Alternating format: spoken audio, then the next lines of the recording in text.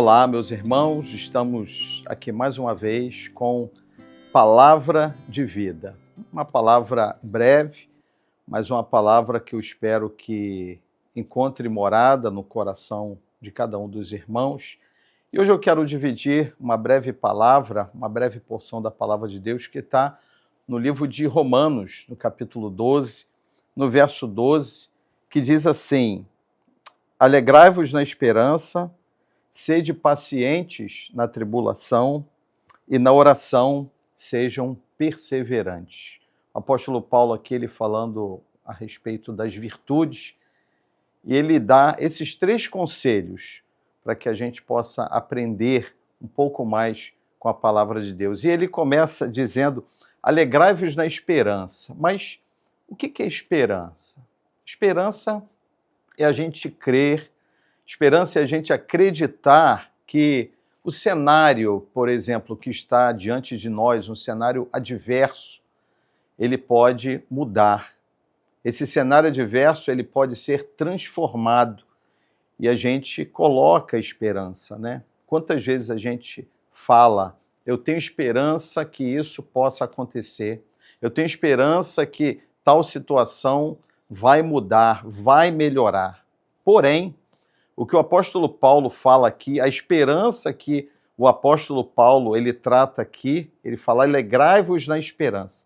Essa esperança que Paulo está se referindo a Cristo, a verdadeira esperança, a única e suficiente esperança para o ser humano. E é dessa esperança que ele fala: esperar, depositar a nossa esperança em Cristo. É o primeiro conselho do apóstolo Paulo. E depois ele fala: sejam pacientes na tribulação.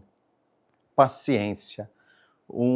Talvez uma virtude que está nos faltando nos dias de hoje, mas que nós temos que buscar e praticar também a paciência. Ele diz paciência na tribulação. Por quê? Porque a tribulação passa. Os momentos difíceis passam. Assim como os momentos bons que a gente não deseja que eles passem, eles também passam, né? Quem já não viveu uma situação de estar em família ou viajando com a família em lugares bonitos e a gente fala assim: eu queria que esse momento não passasse jamais. Ou quando a gente fala ou se refere aos nossos filhos, né? Quando são pequenos ainda: eu não gostaria que esse momento passasse, mas passa.